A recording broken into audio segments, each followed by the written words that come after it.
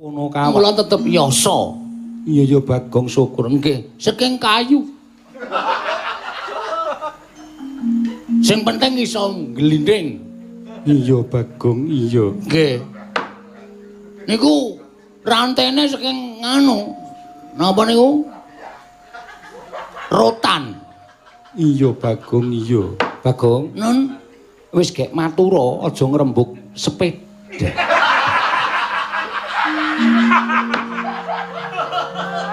Kresna kakangku. Perkudara piye? Bagong wis arep kepengin dadi wong sing tenanan kowe malah ngleceh. Ratu kok ngrembug sepeda.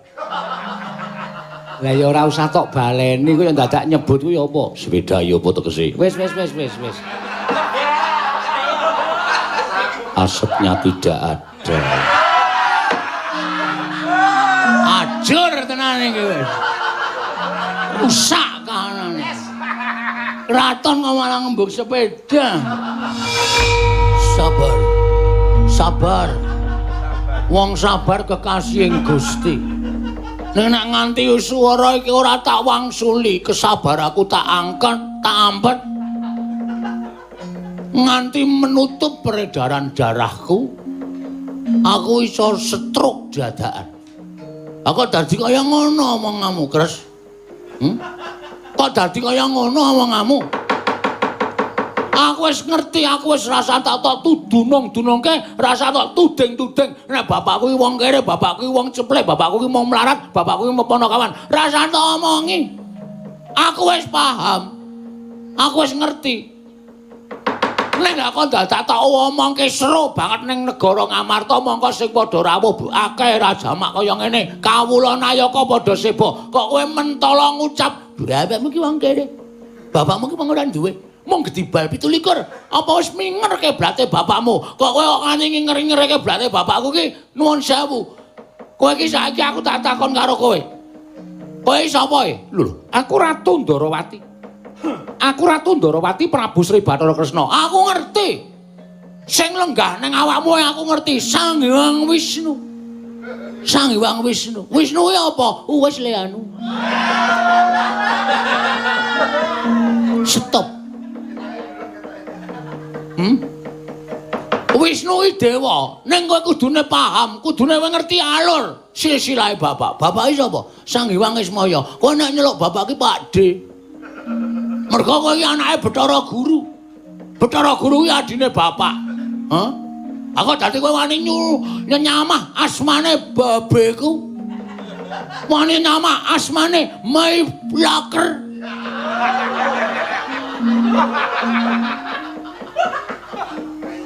Wong ngarani ora iso kok.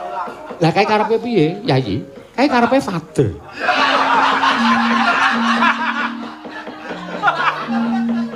Hah? Kok wani ngeceh Mai Lakerku? Kowe wani karo bapakku wae, ha? Wani karo wong tuaku. Nek pancen jroning pasewakan iki sing ngribet-ngribeti sedyane Semar, sing nutup-nutupi karepe Bagong nyuwun ngambil pusaka. Ora masalah, Eko. Ora masalah. Ora masalah. Ning ditenono omonganmu ya tak rekam. Omonganmu ki tak rekam. Ora percaya wae? Mangsane aku ora gablek HP. Aku mlebu kedaton ki HP wis tak rekod. Sak omong-omongane wong-wong ki wis engko kanthi teleng ngarepe bapak. Klik. Bapak tak kupinge tak leboni watu. Apa to kae sing dileboni kae, Pak? Handpret. Hah? Engko bapak krungu kabeh omonganmu nang ati bapak ora muring karo kowe. Aja dundang bak. Kowe lah dalan.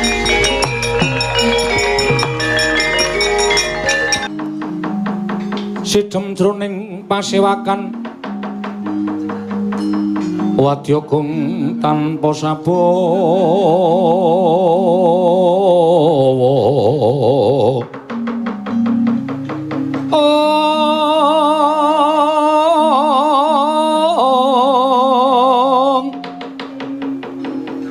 kapraban dening Sang Nalendratama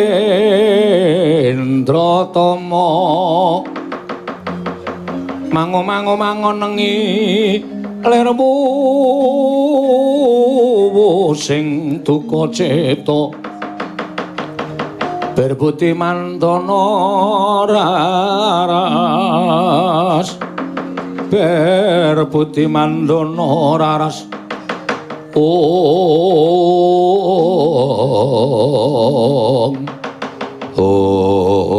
sak pandurat kendel madaning datul negari Ngamarta samya midhangetaken sabdanipun Nalindra Ngamarta Prabu Darmakusuma tuh Nalindra ingkang wicaksana wasis dinambi ngrangka Indrawati dadya kendel datan mobah datan musik nata ing Ngamarta sumawon nata ing Indrawati melenggahi kanyut minangka wardu kanyut ujare weng ganten wardu jarwa ngecok nang durung abang dulur manding dasaring pertala kasaru geger njaba apa to kang dadi darunane ora rumatan mung range Gajah Medha saka Wandilan kejawi namung utusan saing Karang Kadempel atmajaning Kilurah Semar nggih Kilurah Bagong nyerpebeh pindha sata metarangan kaya gurek kang samya tumingal mangrombang para kawula kanca pihak ana daya minggir jaluk dalan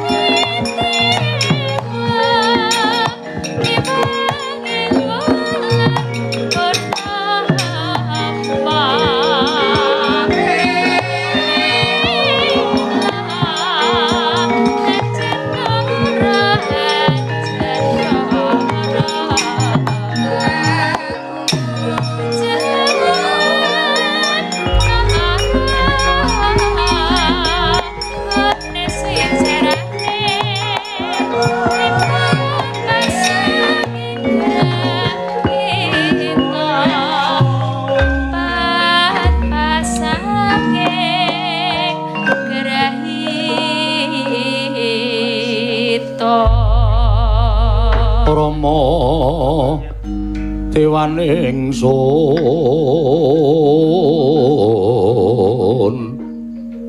ing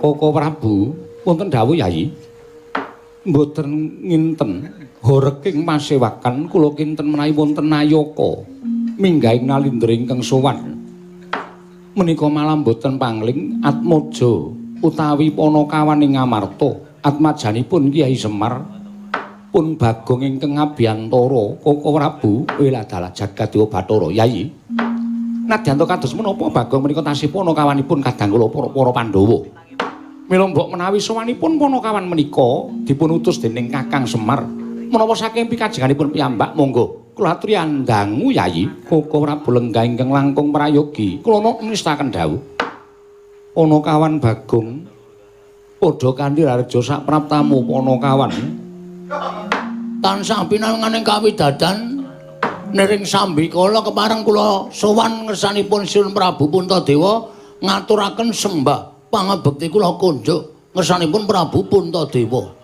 Iya Bagong ndak tampa pangestuku tampanana. Kula pundi nggo jimat paripe kula cancang pucaking weni dumawahing wijang rumeketing Werdaya. Saestu andadosaken cahya nercaya daging rakayuwanan. Bagong gawe bombong dene jangkep kang dadi aturmu. Nggih. Menawi saged niki kula mboten ajeng lucu. Ngono Bagong. Kula ajeng serius niki supados enggal cekak-ceket mekaten sinipun. Bagong Padhararja. Mengestunipun Sinandarawati wilujeng bekti kula kunjuk. Iya. Tak tampa pangestuku Tampanana. Sangat anggen ndadosaken jimat paripe. Bagong Padhararja. Mengestunipun Ndara Werkudara wilujeng bekti kula kunjuk. Yo, tak tampa. Prayogakno kon ngulungguh. Sampun mboten kirang prayogi. Bagong Padhararja sapraptamu. Sampun mboten kirang prayogi. Kurang. Oh, nggih, Ding. Kula pundi nggo jimat paripe. Kula ngaturaken bekti kula kunjuk, Ndara. Iya Bagong pangestuku Tampanana. Kula pundi nggo jimat paripe. Anu ngaturaken bekti kula kunjuk, Ndara. Iya Bagong tak tampa pangestuku Tampanana. Kula pundi nggo jimat paripe. Kepanen kula ngaturaken kok meh mubeng bae ta iki. Ngandel ora, wong kowe iki wis ora iso. Nek kon tenanan wis ora iso. Kowe iki tetep watakmu iki gecul kumarucul. Wong ping diwenehi pangestu karo Janaka kok mubeng wae. Heeh. Prayogakno nggonmu lungguh. Nah niku sing kula entosi. Sampun mboten kirang prayogi niku pasangane niku nek pangestu niku kula pundi. Bagong prayogakno, Bagong prayogakno. Waduh, iki apa iki? Sampun mboten kirang prayogi. Punakawan, Wonten dawuh sinun. apa sababe dene sira sowan sapa ingkang ngutus sarta karo sapa sowanmu ning negara Ngamarta? Namung piyambakan iki wau. Numpak pit. Niki rak lagi usum. Iya Bagong. Nggih. Mula kula nggih mboten kantun kula tetep yasa. Iya Bagong syukur. Nggih, saking kayu. Sing penting iso glinding. Iya Bagong, iya. Nggih. Niku rantene saking nganu. Napa niku? Rotan. Iya Bagong, iya. Bagong, Nun wis gek matura aja ngrembug sepeda.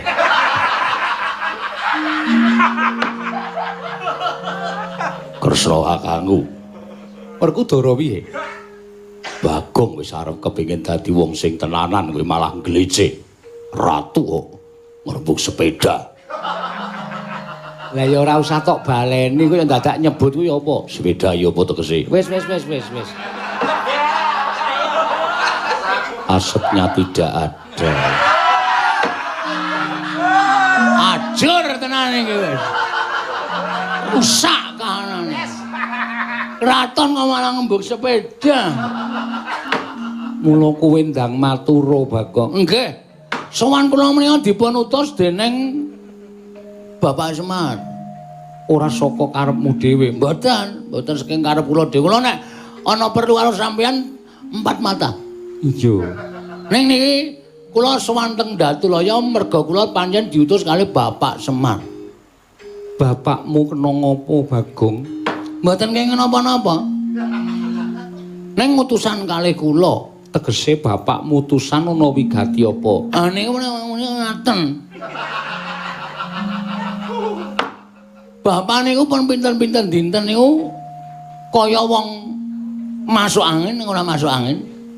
Kaya wong lara ning ora lara. Sareng kula tabok bapak niku tumuli kersa ngendika, kalih muntah-muntah. Nggonmu nabok Gancengel.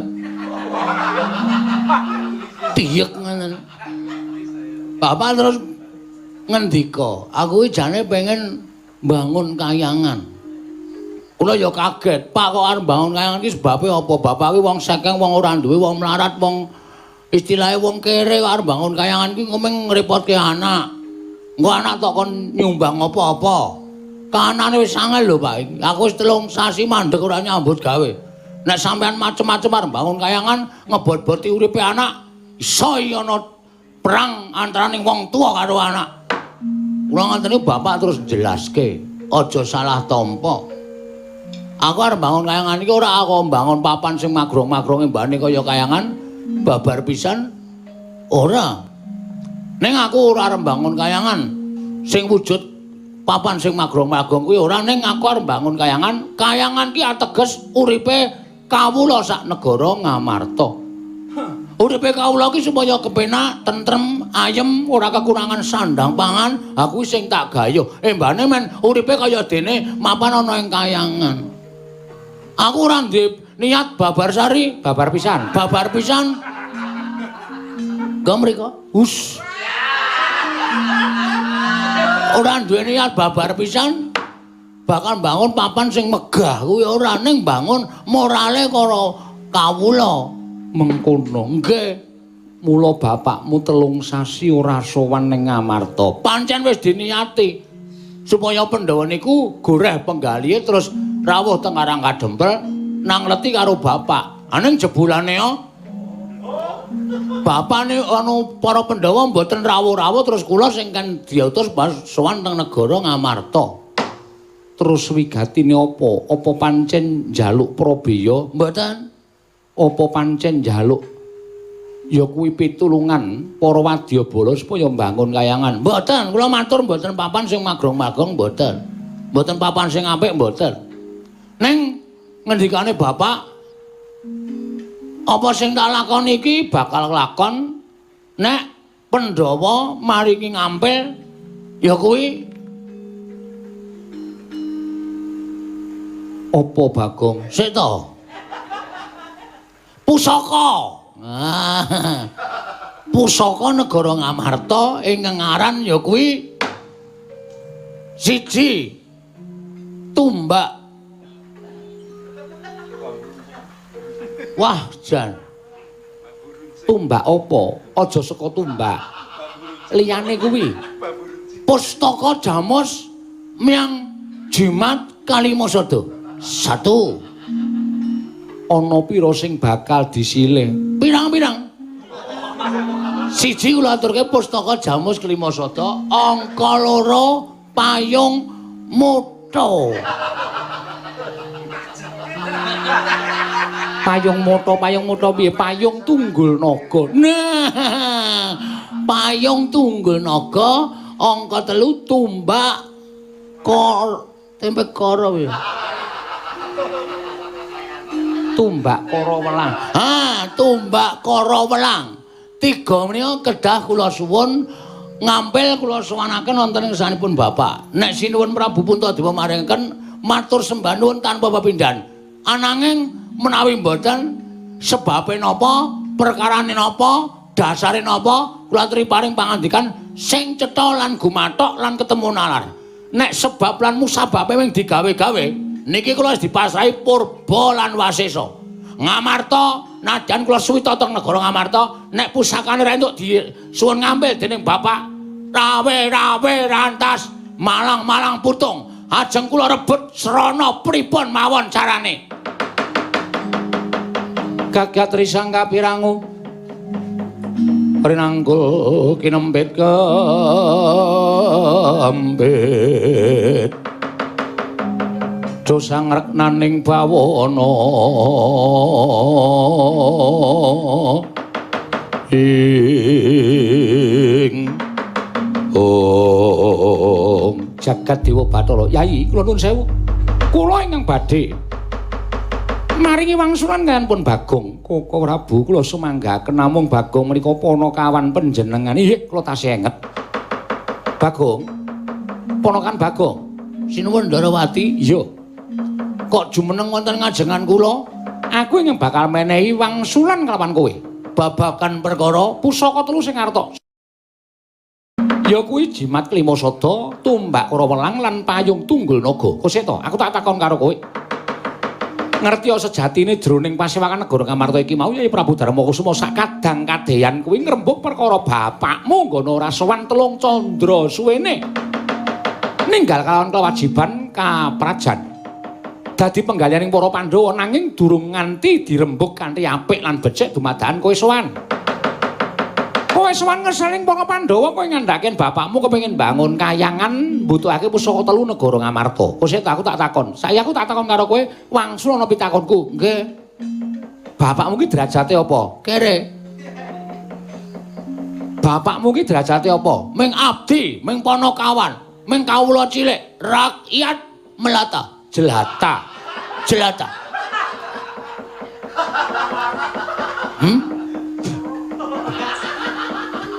Lebon lemut ya tak akep.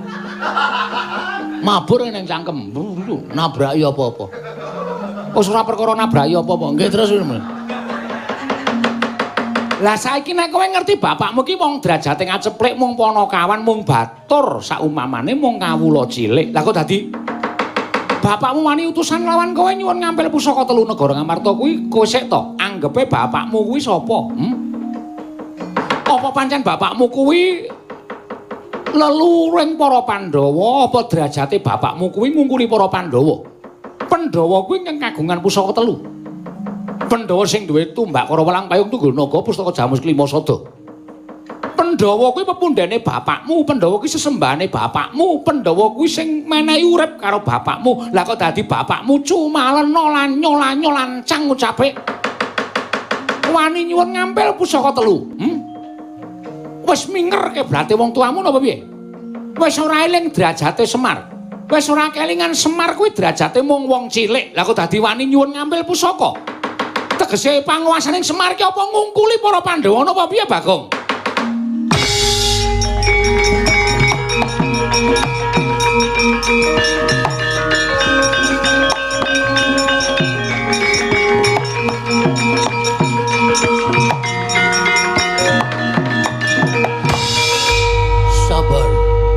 Sabar. Wong sabar kekasihing Gusti. Nek nganti swara iki ora tak wangsuli, kesabar aku tak angkat, tak ampet. Nganti menutup peredaran darahku, aku iso stroke dadakan. Aku dadi kaya ngono omonganmu, Kres. Kok dadi kaya ngono omonganmu? Aku wis ngerti, aku wis rasa tak tudunung-dunungke, rasa tak tuding-tuding. Nek bapakku iki wong kere, bapakku iki wong ceplek, bapakku iki mau melarat, bapakku iki mau ponokawan. Rasa tak omongi. Aku wis paham. Aku wis ngerti. Nek aku dadak tak omongke seru banget ning negara Ngamarta mongko sing padha rawuh akeh rajamak kaya ngene. Kawula Nayaka padha seba. Kok kowe mentala ngucap, "Bapakmu ki wong kere. Bapakmu ki wong ora duwe." Mung gedibal 17. Apa wis mingerke blate bapakmu? Kok kowe kok nganti ngeri-ngerike blate bapakku ki nuwun sewu. Kowe iki saiki aku tak takon karo kowe. Kowe sapa e? Lho, aku Ratu Ndarawati. Aku Ratu Ndarawati Prabu Sri Bathara Kresna. Aku ngerti. Sing lenggah ning awakmu aku ngerti. Sang Hyang Wisnu. Sang Hyang Wisnu. Wisnu ki apa? Wis le anu. Stop. Wisnu iki dewa, ning kowe kudune paham, kudune ngerti alur silsilahe bapak. Bapak iki sapa? Sang Hyang Ismaya. Kowe nek nyeluk bapak ki Pakde. Mergo kowe iki anake Bathara Guru. Bathara Guru kuwi adine bapak. Hah? Aku dadi kowe wani nyamah asmane babeku. Wani nyamah asmane Mai Laker.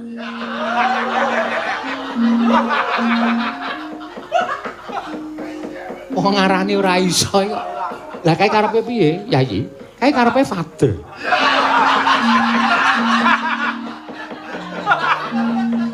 Hah? Oh wani ngece Mai Lakerku. Kowe wani karo bapakku wae, ha? Wani karo wong tuaku.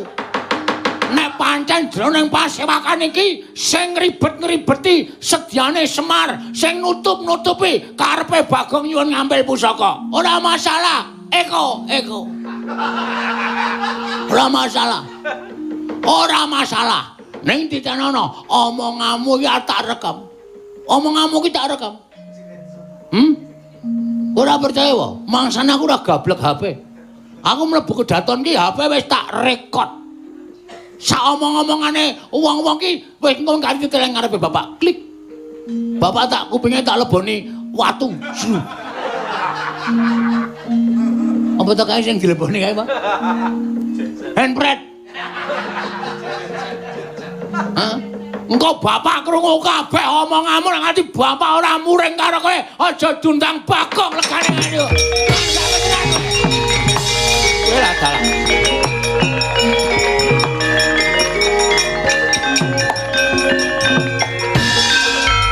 Resna kakangku. Bareng tak petung-petung tembungmu mau rada deksura karo Bagong, mula ora aneh yen Bagong nesu. Yen nganti Bagong iki mengko wadul karo bapakne. Wah, kriwian dadi grojogan, keguyon dadi tangisan.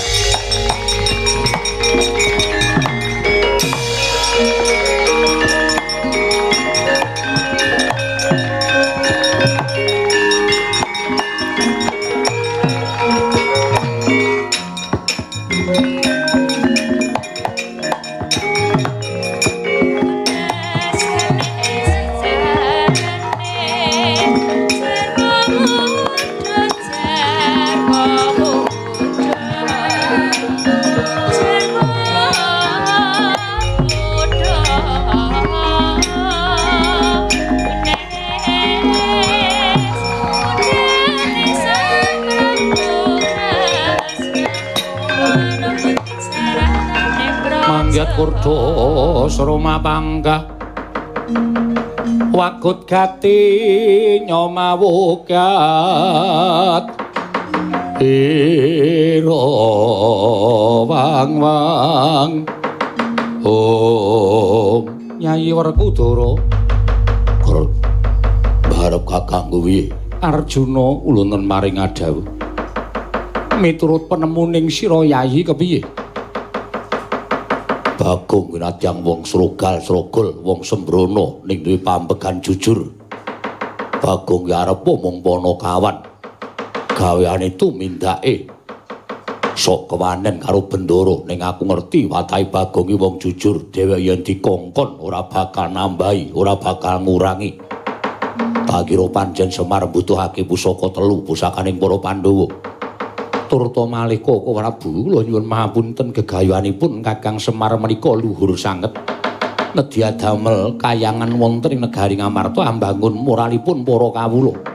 Koko Prabu, kula kok rumaja ngelen Kakang Mas kekalih. Nggih Koko Prabu kula grumaja ngelen Kakang Mas kekalih. Yen to pancen kaya mengkono Yayi. Aku njaluk lawan Dimas Werkudara pisan kang padha bandayuda pun Kakang lawan Yayi Arjuna. Nedya liwat alun-alun pepungkuran sowan marang Karang Kadempel sinambi amundi pusaka katelune Koko Prabu monggo kula dherekaken. Wah, njaluk pamit.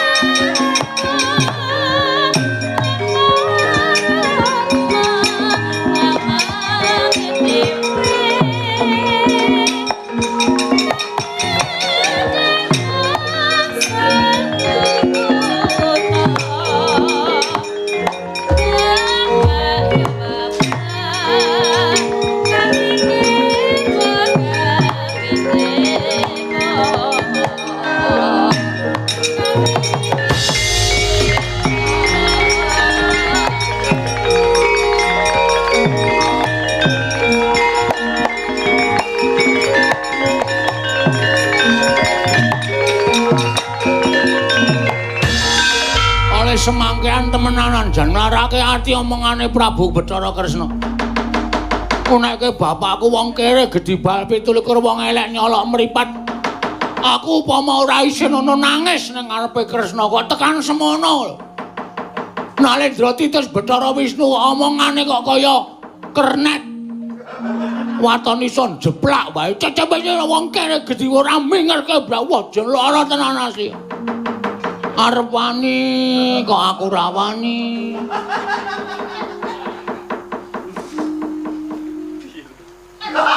Iki mesti urung dilangi tenan to tekeke iki. Suwane Ngamarta ana tekek, suwane Mandura ana tekek. Dandang karo masaku kok nglembras anggon-nggon. Elok tenan iki, ana kepiye meneh? Oke, wis tak niati ben geger ya geger. Bapak nek tak lapori, Pak, kowe dunekke ngene-ngene karo Prabu Kresna. Wah, blegedhuwek. Sak dulita, lit. Kaya ngapa Ndara Kresna wis kriwikan dadi grojokan tenan.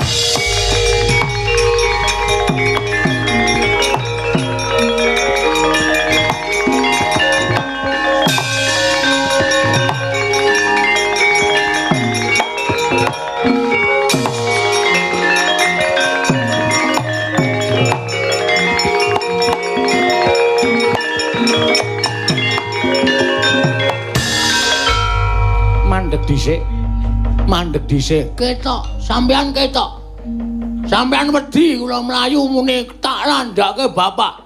Ketara sampean nututi kalih kula, sampean mung ngajeng glembok karo aku supaya aku ora bali to. Ha ta? Ha ta? Ngerti aku. Bagong, sing sopan tangane. Gawa gendho. Gawa tukang pukul. Aku ngerti nang Ndara Sencaki tukang pukul sampean. Ora masalah. Padake aku wedi wae. Mula sinuwun sing jeneng piyai niku nek ngendika sing apik, nek ngendika kuwi aja sok natoni karo sing mangendikani. Tur sampeyan kudune nyawang. Sing tak jak omong ki sapa? Ngono lho. Kula karo sampeyan ki tepung wis 45 taun lho. Wis suwe lho tepung. Ngibarate saka kuncung nganti gondrong. Duwe jabang nganti Malang Clapang. Sampeyan niku srawung kalih kula. Lah kok sampeyan kok mentala ngunekke kula? Monggo sing mangunekke dudu kula, sing mangunekke bapak. Bapak karo sampeyan srawunge luwih suwe. Luwih iso sampeyan durung dadi Kresna, isih wujud Bathara Wisnu niku wis dimong karo bapak. Kok mentala kaya ngono omonganmu? Nglarake ati lho. Wong kene urip nang alam padang niku pathokane nek ora seneng dijiwit, aja jiwit, nek ora seneng ditabok, aja nabok, nek ora seneng dilarani, aja sok nglarani. Niku pathokan dienggo wae uripe tentrem. Sampeyan kok kaya ngono, dindelke, setyaki, dinunun wirang tumandang. Anggere muni wis setyaki, capeng, mlintir brengos, anggepe ora ana sing iso menyentuh nata Ndarawati. Grilusi jalma tan kena kinira. Ngono. Aku wis sing rumah ora ndek derajat pangkat. Kula niku nek omongan wae mesti kula tata kok aja nganti nglarani atine wong kok. Sampeyan Alendra kok nek ngendika nglarani atine wong. Bagong, bisa dikandhani apa ora? Iki Koko Prabu Ndarawati sesembahanku. Yen kowe ora duwe tata krama, kowe neranyak, kowe bakal tak jembalani.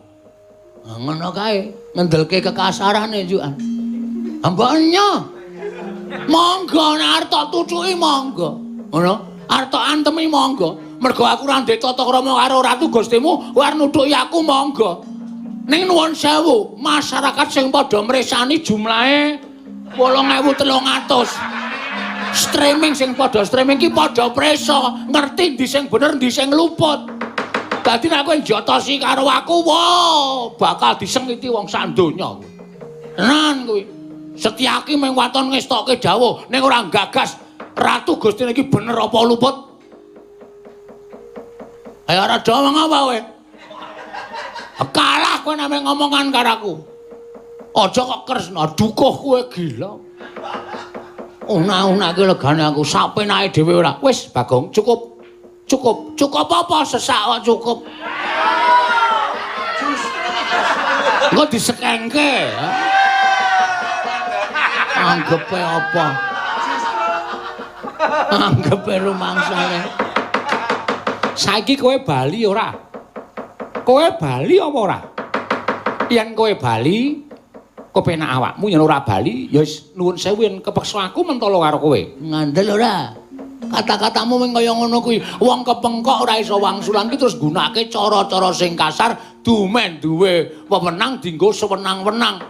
Dumen duwe panguwasa kinarya gada, terus nggo ngidak-idak karo masyarakat sing cilik kaya ngene kuwi. Hah? Kowe bali apa mbacut? Jelas bali. Nek bali-bali yo. Nek bali-bali yo, kula ora arep wani karo sampean. Kula pancen napa jenenge presentasinya berat kepulang. Tegese kula kudu bali. Merga ana omongan sing ngajeng kula omongke teng bapak. Kok pecah siramu.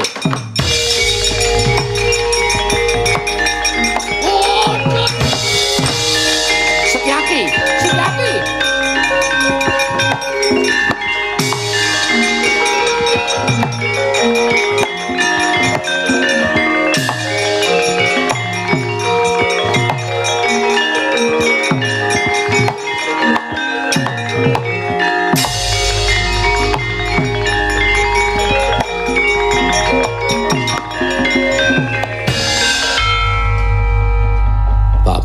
Yo.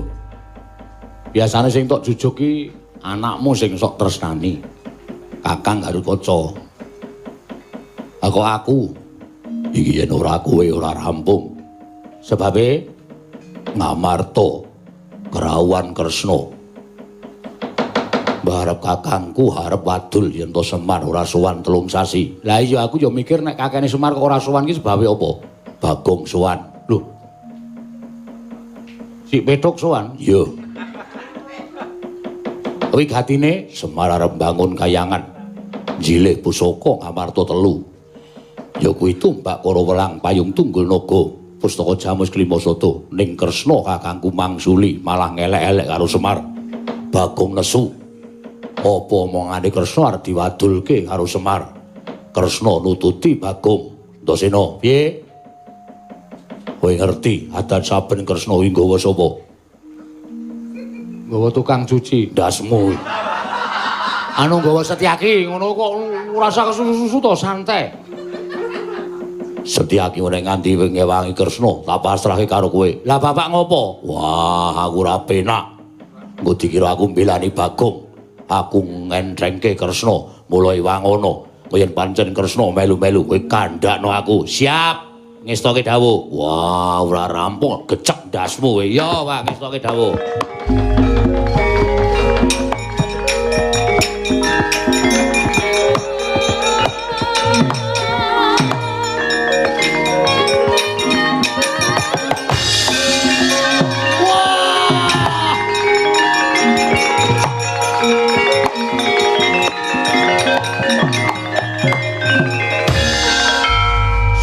Suram tiwang karakiken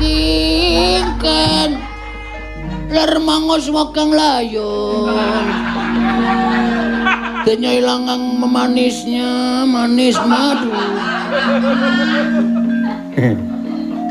Aku iki gumun karo kowe lho, Gong. Tangi. Alah, lakon apa iki, Pak?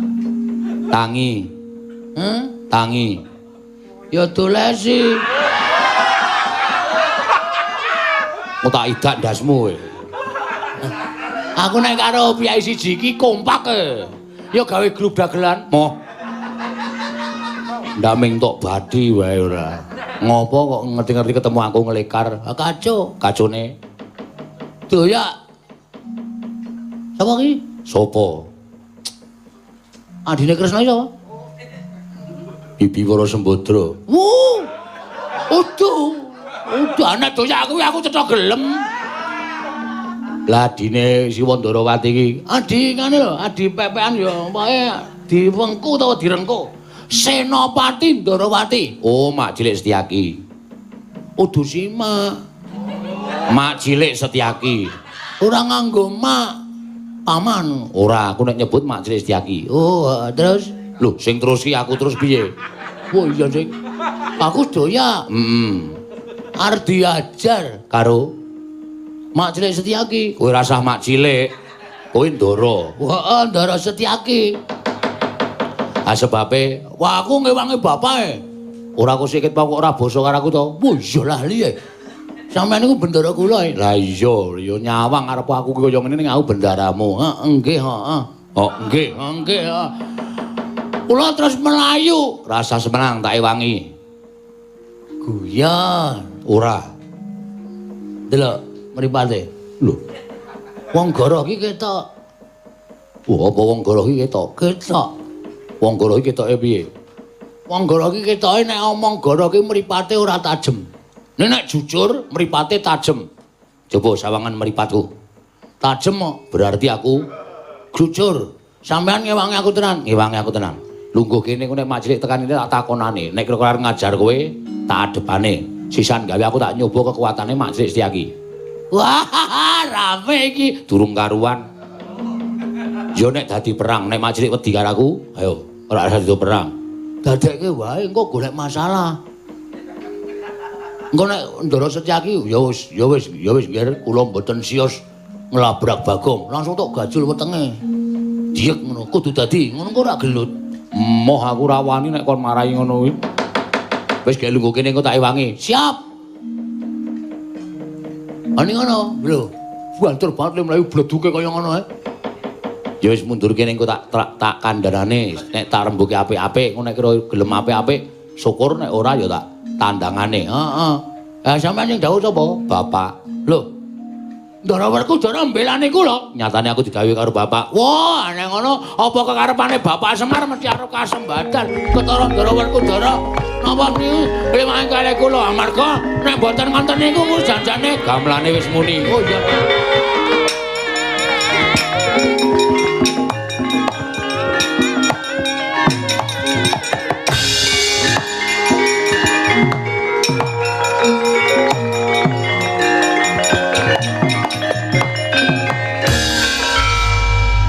Mak cilik. Inggih, nggih. Anggir Antasena. Heeh. Kok jumeneng wonten mriki? Ora mak cilik kok mlayu-mlayu ngopo? Ngoyak tiyang. Sing doyak. Tiyang wonten wingking panjenengan. Lho, Bagong kok? Inggih. Sebabe Bagong wantun kalian Sinuwun Ndarawati. Mergane Bagong wani rak mesti ana sebabe. Mergo aku ngerti watake Bagong ki ora bakal wani karo sapa wae nek ora diwarai. Nek dicocok atine, dheweke ora nyawang ratu, ora nyawang satria, ora nyawang pendhita, ora nyawang sapa wae, wani. Wani to, Kok? Wani tak kendel. Turah kendel. Ora turah ming dhuwit. Kurang terus. Nek tak takoni iki wangsulan pisan wae ora usah keterus-terus. Oh nggih. Nek sing jeneng gamelan wis muni iki le omong leren. Kemempengan ya karangan. Nek masih arep ngantemi Bagong, arep ngajar Bagong, aku sing ra entuk. Anggir mboten pareng. Ora entuk. Tantrimanipun anggir aku ngewangi Bagong. Baik ngaten panjenengan badhe wantun kalian kula. Nuwun sewu, ora wani karo mak cilik. Ning wani karo sipate mak cilik sing agahan ngewangi karo wong sing urung tok pitung bener lan lupute. Urung karuan, Siwa Ndarawati kan adan titi sing dewa, ning tumindake sarwa bener durung karuan.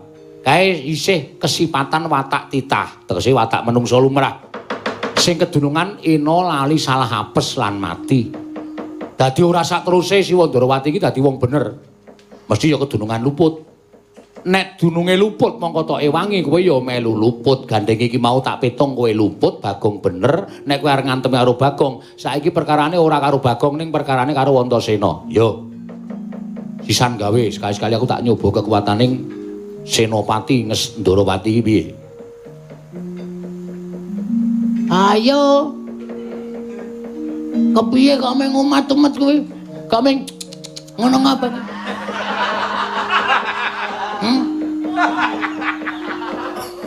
Piye Ndara Setyaki? Ampun meng meneng mawon kaya ngoten niku. Niki lho jago kula wis kaya ngoten iki. Yo nek pancen nyoba. Mengko iso dititik kok mak cilik. Aku ngerti mak cilik iki piye digdaya. Aku yo nuwun sewu. Saiso-iso ngimbangi kekuatane mak cilik. Ning ana tetembungan ala ora tumama ning becik. Saampuh-ampuhe wong ku nek mbelani watak ala utawa mbelani watak sing salah mesti kalah. Wis to yakin? Ora usah dadak mbok pitung.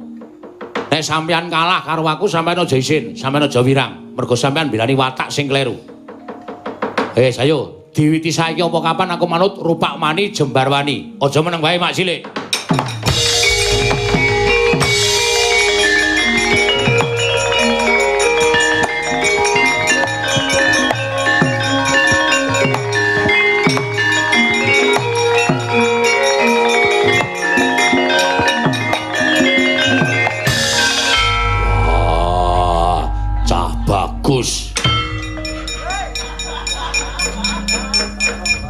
Matur nuwun, Pak. Arep ngopo? Arep melu-melu Wah, melu-melu apa? Iki anakku. Nggih, jan gleleng tenan kata-katane jan remasuk. Yo. Ulang aku. Heeh. Gleleng. Ulang aku. Lulus SD. SD online. Online yo men. Ora tau sinau, ora tau ujian, ngerti-ngerti lulus. Rewet. Bagong Dalem Balio ning Karang Kadempel. Mbarep kakangku wis budal ning Karang Kadempel sinambi nggawa pusaka 3. estu napa? Yo. Wah, matur sembah nuwun Ndara. Napa pikajanipun Bapak sampun kasembadan. Yo. Nyuwun pamit nggih. Yo sing hati-hati. Antasena. Pak, Bagong ditutke. Ndak ana apa-apa. Aduh, isa dikai security. Jan nang kene. Remen kula. Yo. Wis ndang Balio. Yo Gong yo bareng karo aku. Yo, jajan lho. Yo. Wah, jan kowe iki mesti ngono kuwi kok. Iki dina iki sing nggo mangan apa? Oke, soto, sate, gulai, tongseng. Ora, wetengmu amot po. Amot iki engko tak tarik melar kok wetengku. Kasangku ngger iringan tak ngek-ngek ngono segone ngiwo kabeh. Ku ngisi sing tengen. Sing tengen tak tarik ngek-ngek ngono. Segone mlebu nengen kabeh. Ha tengah rung ngisi tongseng, jus. Terus tarik medun. Aja ndak kembar. Oh iya. Wah, mbok aja kene to. Ya seneng aku ya mergo kowe iki wis tuwa nek tak keplak ndak aku kuwalat. Yo Gong yo. Yo, nyuwun pamit Ndara Werkudara. Sing hati-hati, aku nututi. Nggih.